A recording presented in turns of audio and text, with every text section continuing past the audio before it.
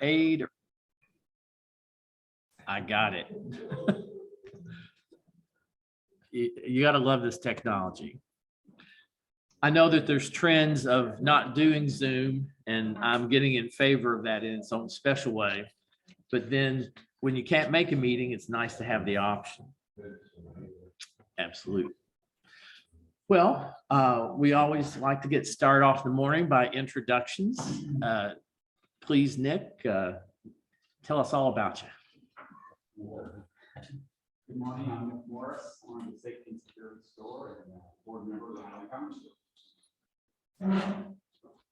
Hi, good morning.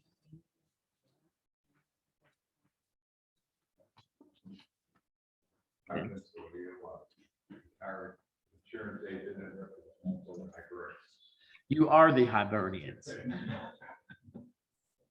Jeff Murray, board member of the Highland Commerce Guild, I'm also a realtor with So I'm Justin Gray, owner of the Peach Cobbler Factory. Also, we'll be bringing here in 5 weeks. I'm Deanna O'Daniel, owner of Celsius Hypnosis and Highlands Harmony House Airbnb. Good morning, everyone. I'm Karen Alonso from Community Credit Union. I'm a business account officer, former board member, and speaker on this one. Hi everyone, I'm Ava. I'm the Duke Summer Intern for the National Council of Instruments. So I'm really excited to be here today. Not as excited as I am to be our first intern. Hi, I'm Nancy Chase, and I'm a Highland Commerce Guild board member, also the executive director of National Council of Jewish Women in Louisville, and we own and operate an Airbnb shop in City Hall. Hi, I'm Cassie Chambers Armstrong. I'm the council representative for the 8th district. It's good to see you. And I'm Aaron Givhan, realtor of commercial and residential real estate and the Highland Commerce President. Now, Georgia sweet potato pie is on the line today. We need some introductions, please. Good morning. Hi, my name is Donya Ruthia, and I'm co-owner of Georgia Sweet Potato Pie Company. Wonderful. And thank you for zooming in, because you're my case for Zooms today. My case for Zooms. Well, there's again in the area, there's lots going on. I cannot thank Cassie enough for being here today, because again, in District 8, it's becoming its own Zoom factor. A lot's getting ready to happen quickly. Just briefly over a few things. Rob King, Lieutenant Rob King is traveling today. And again, he is stressed almost 100% of the cars that have been broken into, almost not, they're open. Cars that have been stolen have been open, not locked. I don't know why, but some people just will not lock their vehicles. So he asked me to remind the community to think about safety first. Please hang in there towards the end, because the Peach Cobbler Factory has been so kind to provide us with a gift card today. Support for our library is going on. There's a summer program, and please log in to our webpage and support the summer reading program. All right. Well, if you're all ready, let's have, I will, since. I'm good. I can finish my muffin later. Well, would you like a few moments? No, I'm good. Okay. I got it. I can come on up here. Please do. Great. So Aaron had asked me. And then just try to come in. Oh, stay right here so No, people on over Zoom that can see. Oh, over this way. No, come back. Okay, come back this way. All right. I'm good. All right.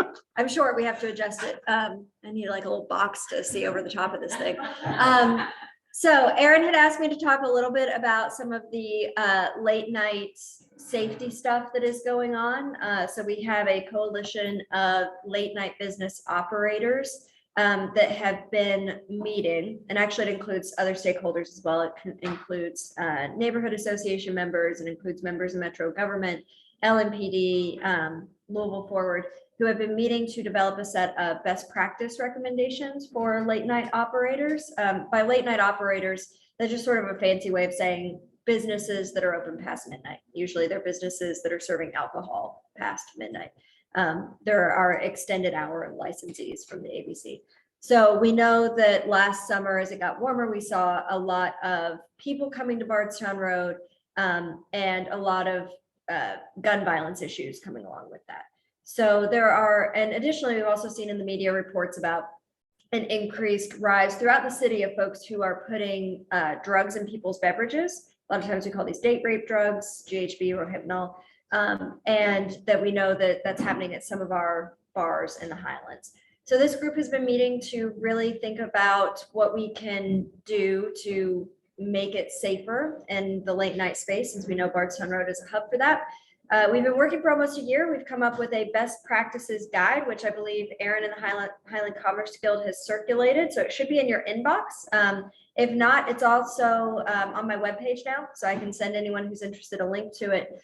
It's about a 12 to 14 page document that includes recommendations based on what other cities say are best practices for promoting public safety in our late night business operators. So it's things like, here are the places that we recommend that you have cameras. We recommend that you have policies and procedures in place for if somebody has a medical incident, right? You should train your staff on things like what happens if you have an active shooter. You should train your staff on what to do if they see someone who has been overserved. You should train your staff on what to do and have policies in place if you notice someone who has has been imbibing, and it seems like someone that they did not come with is acting in sort of a predatory manner towards them. How does your staff address that situation? How do they intervene? Do they offer to call a cab? Do they try to reconnect that person with their friends? So a lot of these, it's a really comprehensive approach to public safety, addressing everything from sexual assault to gun violence to just sort of general safety concerns. We have a section on terrorism and active shooters and gun violence, which unfortunately we're seeing a huge rise in America right now. And we know that a lot of times actually late night spaces, nightclubs have been targets for that kind of violence in the past.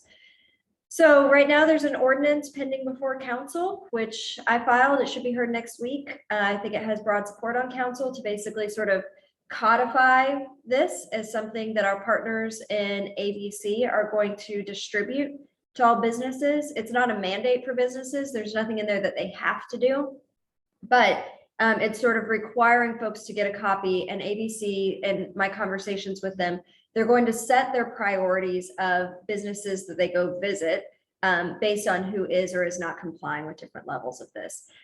We all know that LMPD is understaffed, and we also know that sort of going after individual patrons who might be overserved or something like that is a less effective strategy than going to the businesses that have the licenses, that have the incentive to make sure they're following the law, and saying, hey, we're going to provide you with resources and support to follow what the law is. But if you're violating that law, if you're repeatedly having, noise violations, if you're letting people bring guns into bars, if you're not managing the crowd outside of your business, we're going to hold you accountable, and we can your liquor license, which we all know for a lot of businesses is sort of one of the most important things to their business. I expect that this will get voted on next week. I think it'll pass. That means that we'll sort of have the official formal procedures in place for this best practices guide to move forward. Does anyone have any questions about it? Try to peer over the top of this here. Okay. So I will make sure that if anyone wants the link, it's now posted on my website. It's also included on the Metro Council agenda. And you all can look at it there. We want to make sure people look at it. It's an ongoing process. The ordinance requires us to update it from time to time, or Louisville Forward to update it from time to time. So this will be an iterative process. I know Highland Commerce Guild has been really essential in bringing folks together for the initial conversation. I think it's really good to have a forum to keep the channels of communication open between these late night operators, the neighborhood associations, and government. So I think overall, this has been a really good development. I'm hopeful that it will help us as we head into summertime. We know, just so everyone knows, we know that for forever, that as we see temperatures rise, we also see violent crime rise, more people out on the streets. It's been really studied statistically. So hopefully this will help us combat whatever increases we might expect to see as we head into summertime, having these systems in place. The other thing that Aaron asked me to very quickly talk about is the Bardstown Road redesign. That was the other thing you wanted me to talk about, right? Anyone notice that most of the lane lights are gone? Yeah, so if you're like parked at Eastern Parkway looking downtown at that light, you can look and you don't see a single lane light. Personally, I think it's a lot cleaner. It looks a lot nicer. There's a lot less clutter and a lot less visual clutter on the street. But KYTC and Metro Public Works are beginning the process of removing those lane lights. They will also be constructing curb extensions, which will be sort of green spaces. So think about it as something that sort of bumps out into the parking lane a little bit. They're designed to improve pedestrian visibility. So you move the pedestrian sort of out into the parking lane, you reduce the distance they have to cross. It also gives us a great opportunity for more green space. We have a nonprofit partner who's going to plant bushes and little trees and flowers. And we're gonna have like 25 of these locations between Broadway and Eastern Parkway. I think it's gonna make it look really nice. I think that a lot of what we've heard about Bardstown Road is that it doesn't feel like a kind of place that people want to walk and peruse and window shop. And so we'll be adding 130 street trees as part of that. If you own a business on Bardstown Road and you're worried about the street trees blocking your entrance or your windows, get in touch with me. We can work with you on that and make sure that we are selecting a location that's not going to impair anything. And also a species that will be really narrow and only like blossom. It's amazing all the different types of trees and the ways you can work with the different types of trees. So we can work with you to make sure that it is not impacting anything about visibility of your business. But overall, I think it's really going to make it a more green, inviting, walkable place, which we know statistics, data, everything tells us leads to more business revenues. So hopefully that's a good thing for those of you who own small businesses in the area. The only other thing I'll note about the project is it includes pedestrian improvements to all of the crosswalks between Broadway and Eastern Parkway. So a lot of times you'll see cars just zooming past those zebra striped crosswalks, just the ones that are just white paint. I've seen people sitting there, like a mom with a stroller, just kind of sitting there, and people, don't stop for forever. So now there will be what we call RFBs, stands for rectangular flashing beacon.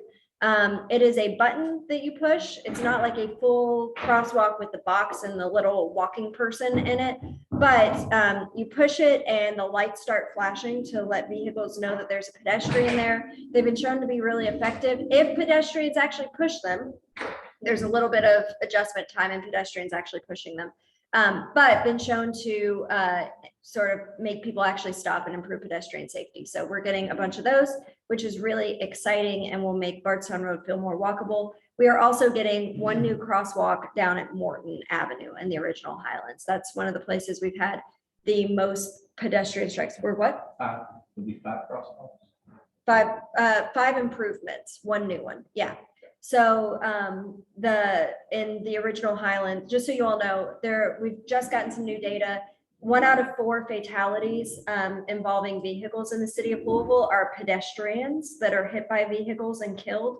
There are 5 major thoroughfares that account for almost half of those fatalities. Bardstown Road is one. It has something like 5 out of the 13 most dangerous intersections for pedestrians in the entire city.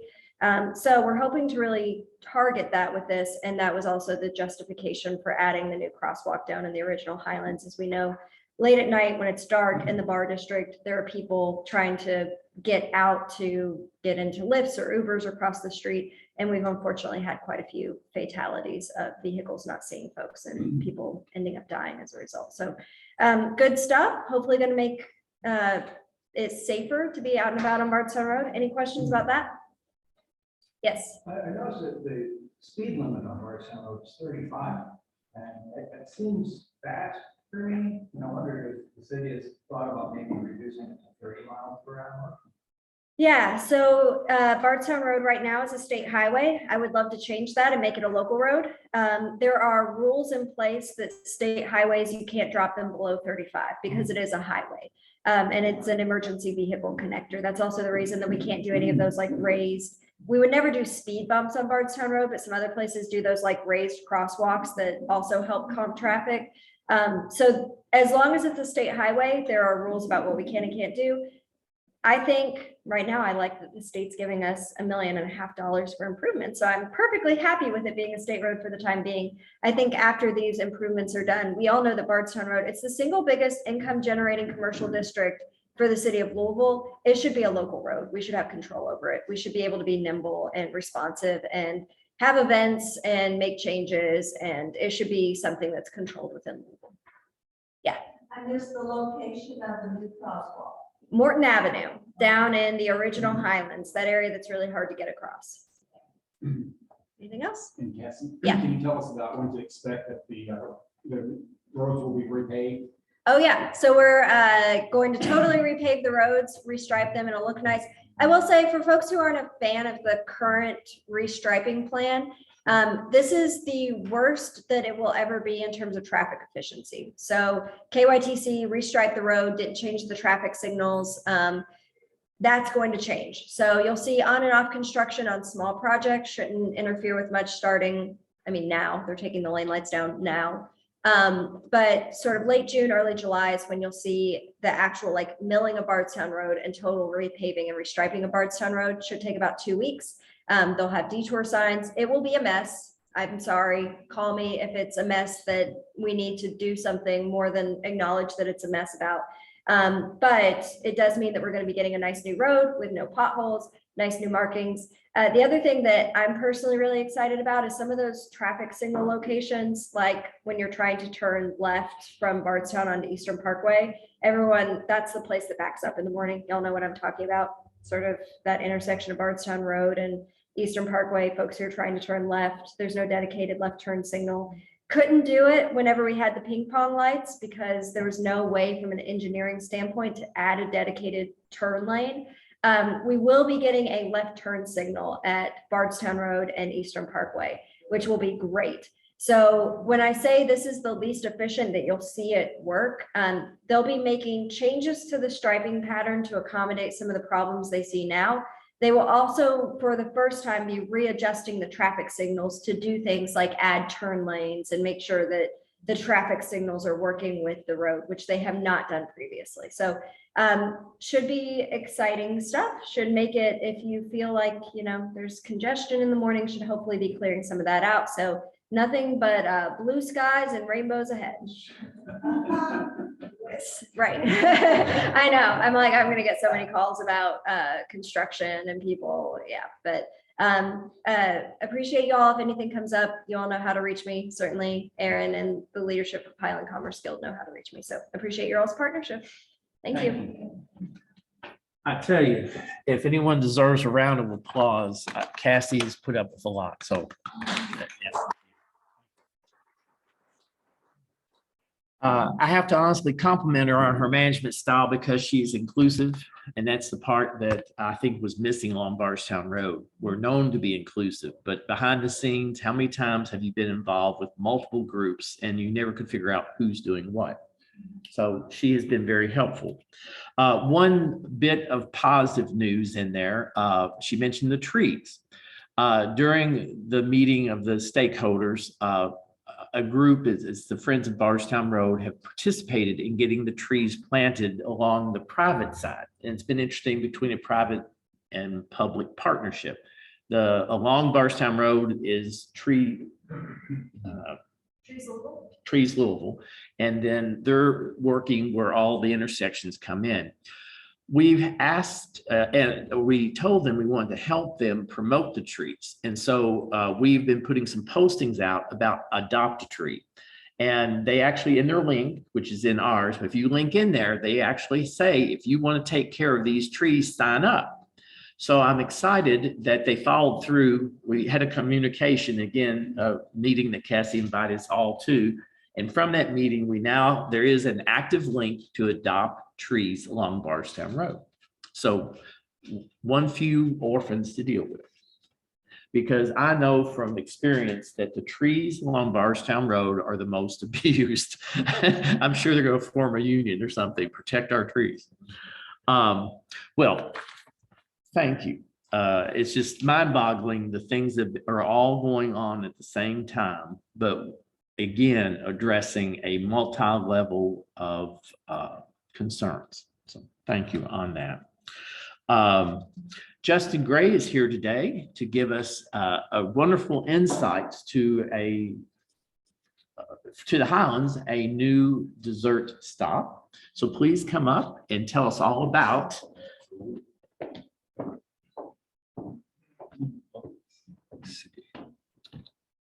Well, good morning and thanks for having me. I want to first thank the Highland Commerce Guild. Certainly made us feel welcome. For that, we're appreciative.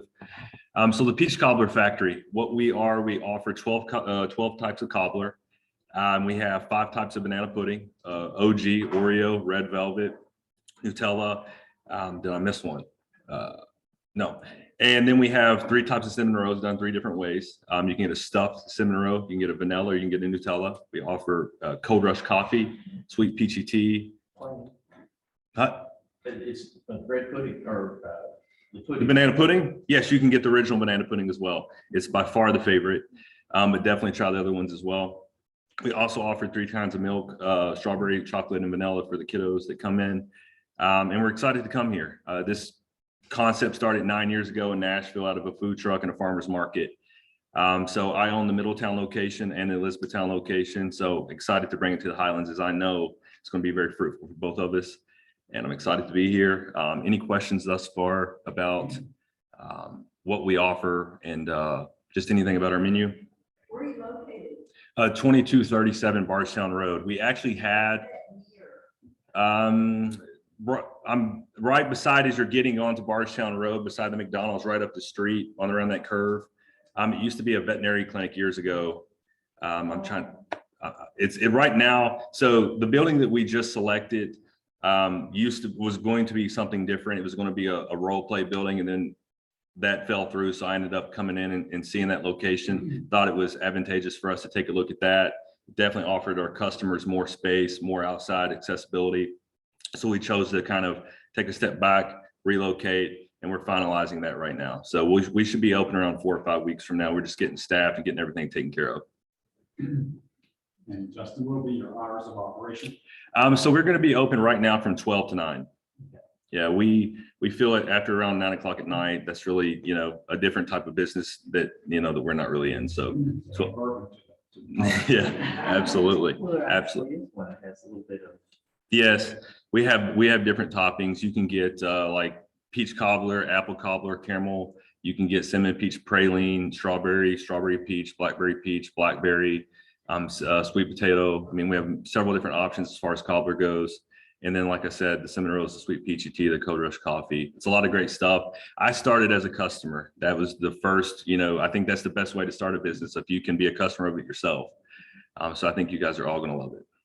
What about your ice cream? It comes, every cobbler comes with ice cream. We do put a special, what we call cobbler magic, on top of it.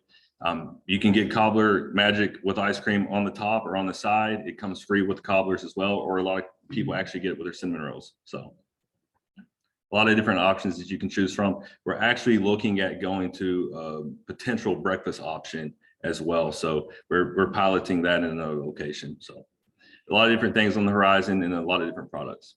Did you say you have bread pudding as No, well? no, banana pudding. Banana pudding. Yeah, banana pudding. So, and again, I can't wait for you guys to try it, and hopefully in the next couple, times that we're here, maybe we can bring some stuff in and let everybody try it. So We won't turn you down. definitely want to try it out. Yeah. So we're excited to come, and we're excited to be here for many, many years. Well, how did you get to the point where you're at today? So I come from the car business, and anyone that's ever been in that business knows it's a lot of hours, and it created a lot of success for me. But, obviously I have a family, I have a 6-year-old and a 3-year-old and a wife that wants to see me. So I was looking at franchise concepts, and this brand really was at the very beginning stages of looking at franchising. And there's a lot of different dessert shops out there that are kind of, a lot of competition out there. And what I thought was, as a kid, my mom tried to make, Peach Cobbler. A lot of people try, and it really wasn't, I didn't have the fondest memories of what it tasted like, but a friend told me, said, go over and try this location and see what you think about it. And I fell in love with it. I brought it all to my employees. They loved it. And I said, this is something a little bit different than what is currently out there. No one really has anything like this. So that was one of the first things that, got us involved in the concept. And we were actually the first franchise partner. And this Highlands location is going to be the first of top 15 location of 106 locations currently opening. So it's going to be one of the first original locations. What about your marketing? What are you doing to introduce the people to the new concept? Right now, so we're actually mostly on social media, Facebook, Instagram. Social media has been a grassroots following for us, where that's basically gotten, most of our clientele. I mean, our Elizabethtown store opened with 14,000 Facebook followers, which is really unheard of for a dessert concept pre-opening. So that's really what we've been doing. And obviously word of mouth referrals. One of our biggest things that we like to do is experience when customers come in, making sure that it's very engaging. A lot of restaurants and a lot of businesses are going to more of a kiosk where there's not a lot of engagement, not a lot of personable interaction. So that's one of the things that we actually have. We call them baristas. When you come in, they're explaining the menu to you. They're going over everything with you. They're letting you try samples if you want to try. They're very engaging and making sure that your experience with this is very memorable. So, but right now that's all we're doing. Right now, as far as we don't have any being a new franchise brand, we don't have any national commercials or anything like that. It's really just local communities like this. What are your plans? I mean, all right, you get the Highlands, got Middletown. Yeah. So us personally, we have a 7-store deal where we're going to be bringing to the Mount Washington area, Radcliffe, Bardstown. We're also going to be bringing another location probably in West Louisville, trying to make sure, because learning about Louisville is that, again, if it's about 15 minutes away, there, a lot of people aren't going to come. So we're trying to make sure that Louisville has all the support that it needs and putting a location for each customer base within that area. How long have you been doing this? So I first bought the Middletown store in December of 2021. I first started with the franchising company in September, and I opened my Elizabethtown store in April 5th of this year. And then again, this one should be open around the beginning of July. So very, very excited to come. Any other questions?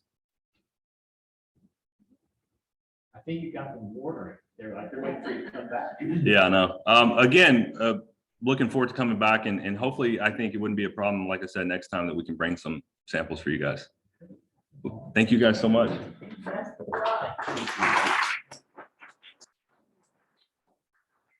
Well, as always, it's always worth adventure to try a few things. And so since they were so kind, or you all were so kind, my wife and I drove out there and just sat around for a while. And it was fun just to see the crowds come and go and how they got their arrangements. They had people moving. It wasn't a huge wait. And then you just water. You stand there looking at all this stuff. It stares at you, and then it's secretly going, "Eat me." I know. All right. Well, the excitement, the drum roll. This is an opportunity for the drawing. Nick, are you ready for the drawing? Yes. All right.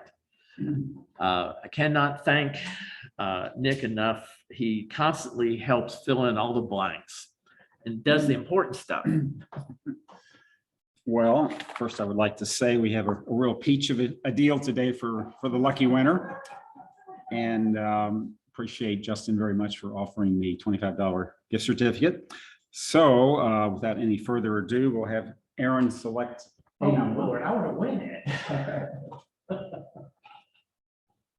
Somewhere in there. Yeah. I've listed everyone in attendance as well as the folks online. I have a list here, and number 1 is the number that was drawn by Aaron, and that corresponds with Amy. Amy.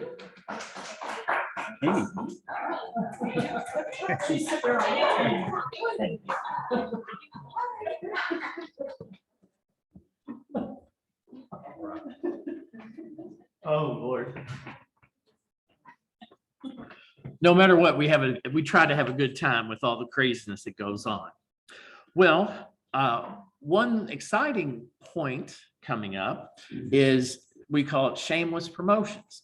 So we're looking for, here's your opportunity to promote yourself, products, next meetings, new projects. So sure, we have someone online or in the audience today that has some exciting news about what they're getting ready to do. No new sales? No, we, near the new shop, where we are almost at the end of May, so everything's half off our entire store. Every day we're putting new stuff out. I always say men's is like our little treasure trove. We have a great selection of men. I mean, it's just everything. Take some time, come on down, enjoy. National Council of Jewish Women, we're certainly advocating very deeply and sincerely about reproductive rights and justice. We were just in Washington, D.C. last week. NCJW National Council of Jewish Women sponsored the Jewish Rally for Abortion Justice, so that was great to get there with them. So reproductive rights, total engagement will be a couple of our big focuses, and then we also spend a lot of time supporting yoga. So we're excited for some summer programming. Wonderful, wonderful. Yes. Stand up now. Come on, come on. Our community credit union, and we do have until the end of May, a HELOC, home equity line of credit, special going on with no closing costs. So if you're interested in finding out more information, with me, I'd like to talk to you then. Wonderful. Well, if there's no, yes, all right. As the owner of South St. Phillips Center, I would be happy to give a 10% discount to anybody that came to the meeting this morning, either on that Zoom or in the Wonderful. contact. All right. If you tell Amy, we can put your contact information on. Yes. Tell me all about it. Just interested in whether or not anybody's in position to discuss the proposed redistricting JCPS. Part of the Charitable Traffic Association, we've written a pretty strong letter in opposition to the current plan. Highland Commerce Guild taking a stand on it at all? Well, no one has asked us to, that we are an open format. To my understanding, they actually had an open forum and Cassie was part or had a meeting involving part of that. Yeah, I went to go listen to it. So this area is represented by Chris Cole. It does not come before Metro Council in any way. I try to be responsive, listen to the community, convey feedback without necessarily stepping on JCPS's toes. Because I know that's like friction in the past and we have a good working relationship. So I am a part of the conversation and try to keep the channels of communication open.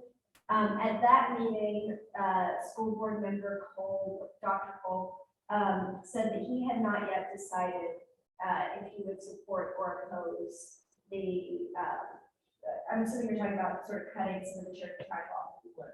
Because just for context, previously it had been that a lot of the Highlands was going to be redistricted out of Atherton, which of course kind of breaks up the neighborhood, and one of the goals is to be more walkable, and it would have meant people were driving long distances as opposed to just walking.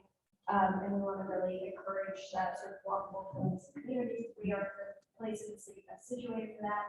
Similar type of issues with Bloom in that by changing the boundaries, some folks that live very, very close to Bloom and can actually walk to Bloom will instead have to go somewhere else where they will have to drive sort of far away outside of the Highlands. So I'm aware of the issues, I'm having the conversations, and happy to talk with CTA more. I would say the most important person is to talk to Dr. Cole. Yes. And again, it is a community issue and it becomes what level of effectiveness can we address things? But anytime someone wants to speak for or against, we are here and we always offer people opportunities to address the group. The Highlands Commerce Guild has been an open policy and a format of communication we rarely, I honestly do not know in all the years I've been involved that we will go out and decide for the members, take this stance, this is somehow better for you.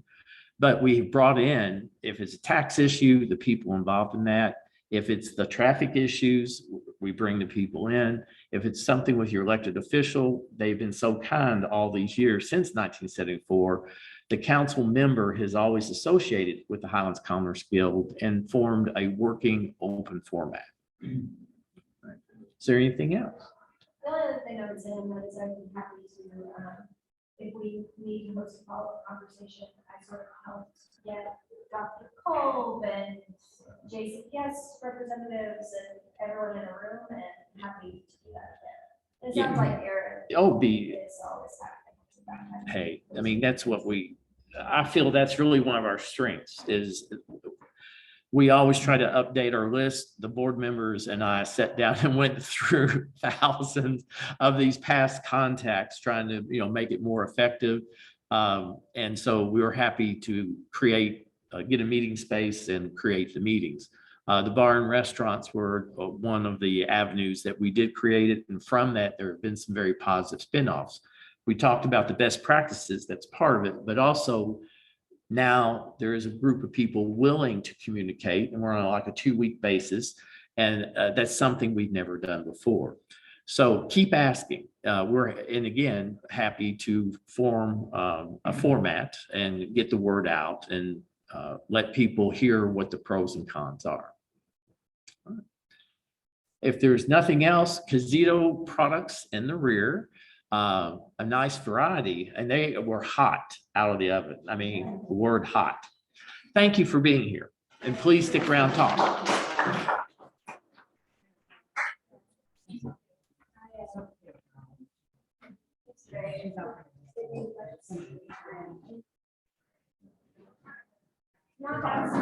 One more announcement, if I may. On June 4th, there's a kickoff of the youth summer reading program. Children, they're going to read 10 books. So it's at Georgia Sweet Potato Pie Company.